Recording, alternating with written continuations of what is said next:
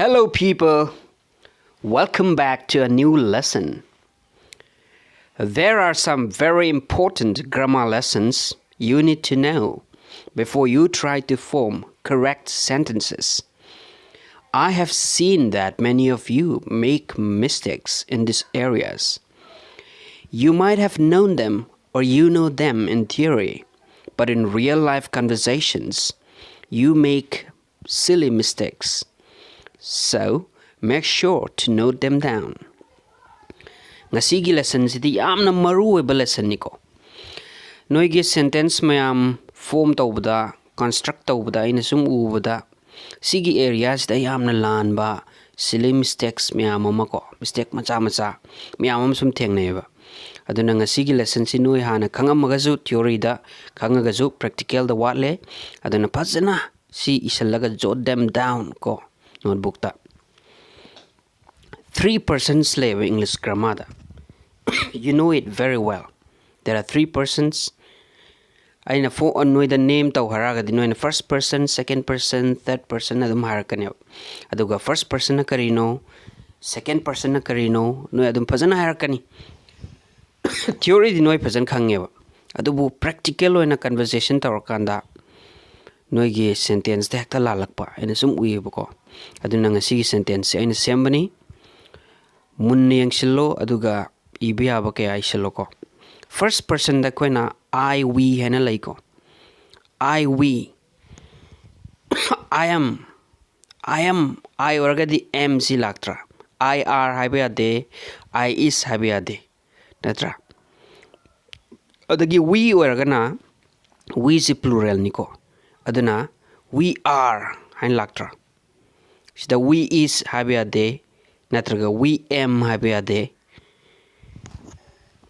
Aduga I do have we do have I gi matangda first person verb nate first form of the verb lan gi dawneba ko. I gi matangda natragana we gi matangda su chap manana first form ji lakanda es kumba hapchen ba yadeba. Adagi s natraga es noi khangidana ko adu hapchen ba yade. I am or we are doing. I am doing. We are doing. Haidanako. Natraga we are done. I am done. Not I am do or we are do. Haibadeva. I am do hadilale ko. Natraga we are do hadilale. ING form the sinaba. Natraga na direct are dagi third person do. Done. We are done. Kan hainabsulai. You are done. I am done. Hainako. Adagi I have, we have done. I has habiadeva sidisomka. Adagi we has habiadeva. I had dido. HAD natraga we had haineva pasta de. Has haparoeba. Sigi I dasu adagi we plurals dasu hapayareb. Always have ki matung dadi always done hapkadabko. Done habadi third form habiniko. We have known. I have known. I have kicked. We have passed. Third form of the verb to them lakadabako. Have ki matangda. Natragana noina tu gumba hapsilagana infinitive nina. First form of the verb la nisitasu es natraga s hapoiko.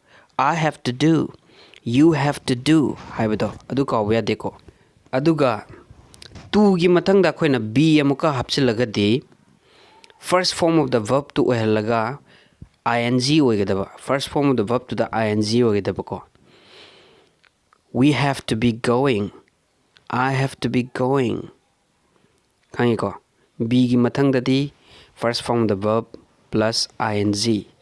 Have to be adeba. Aduna first person je munna khangma kanda hojik mathak ta piriba magi formula mayam je.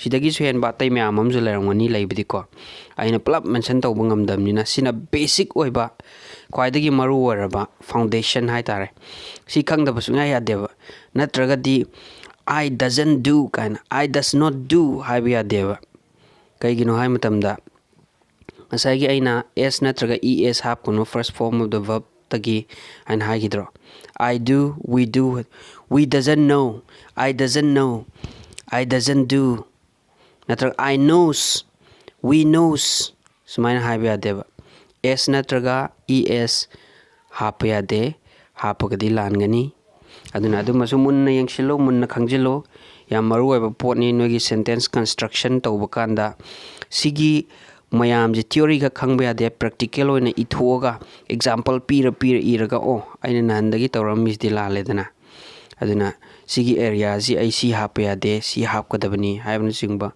mayam do nasana sentence form tawjarga yengoba lalakanda sidi lale haibdo adum khangane aduga maru oiba mana I or we gi mathangjida third form lakpa yade ko we known I known natraga we done I done haiba yadeba I knew we knew second form natra adai third form oiba yade ko aduma khangjillo du khangdaba yadabni yam maru oi adagi second person da noise khanguni you ni ko second person haidi you ni you are singular me ama khaktang da nganga su you du de adum you gi ma gi formula do adum panta ba ko mi ama khaktang laibu da nangna asidi single person he adudi you is very good hekta haiba yadi you is okay you is eating kaina ko haiba yade ko aduma khangjilo magi you ji keno plural gi type ta pal kaduini ko common noina ko you are natraga keno da past nang you were you were abd khangina you are you were doing are gumba were gumba hapsilagana doing natraga done we are done hayo magi arthadi tongali ko we are doing habaga we are done habaga arthadi tongale adu done ji marak ta dum yam tenjin na ko satlawna hai busu yaba adu artha tongan ba sentence tongan bagi dani ko haije natragana you have or you had hd do past na you have or you had that disunga ya dekho you do you did you know you knew never third ngasagi direct bamang da hayu mayam du maina hekta third form direct ta hajin ba yade sidasu ko example like khari yengji you are doing very well you are plucking a flower you are eating rice you are drinking water laidra you is drinking water you is doing homework natraga you am good adu yade ko aduga you have to do it you have done it you had done it you have come here you have so much to do you have clean body or you have anything to do question na hangjin gi hargati last ta chingdab ko you have anything to do kana ko magi question na haudraga sa khoina dum question on thok pa ya ngang budadi ko adagi you do has you kick the ball first form of the verb ko you kick the ball you know the answer you pluck the flower you drink water the maina ko haigada adagi third person gi yengje he she they it table chair apple animals birds and all other inanimate things as thawai pandaba posak myamam ju third person da singrani adagi akhoi human being gi da haragana he she they gumba kho adagi it gumba harji masi ga harji adagi table gumba chawgri gumba adagi mana masing myam sasan myam amse uchek waya sing ju loi third person da laktuine ba aduda singular organa ikona has natraga had sinaganeba aduga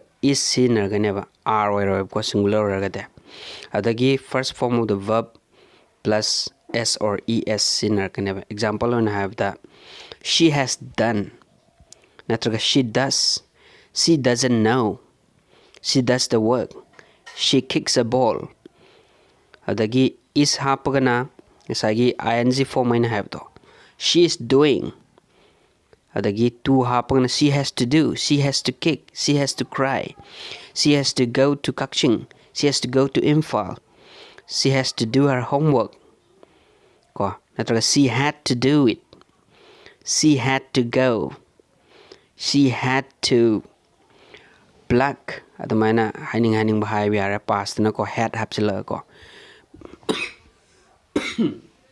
plural dana have natraga had, are natraga were ko have plural dadi have natraga had, are or were.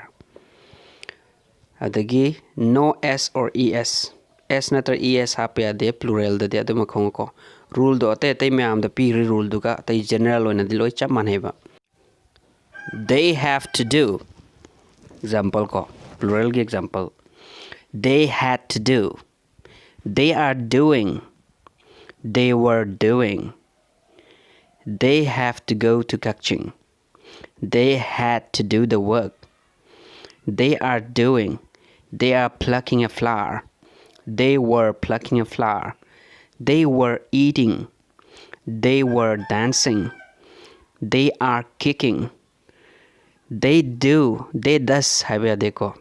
A plural ID they kaki wana tiko ate animals in the birds in the zoo masing amadagi helagadi loi plural ni adu itaragadi have, had, are, were loi sinar kaneba aduga direct di es or s sinabe adeko adum rule mayam du follow taw adum gyan tarakani ko atay mayam hai graba plural gi da kari sizinagani natraga singular gi da kai sizinagani hai ba lokhar thum ngaiti khanaw khar ngaiti adumaina rule mayam follow tawphum thokpato follow tawbiro aduga loi khangane yam lai bani subscribe tawdaba kangbu subscribe tawshalo like masam namsalamo comment masam drop toramo kari suggestion bu bining azu ama tawning azu ko adagi subscribe button red button number kanda magi notification ama chungthorkane ko adagi the notification du nam kanda da all do adagi namsilo du taragadi dangi YouTube inbox da direct paishalani aina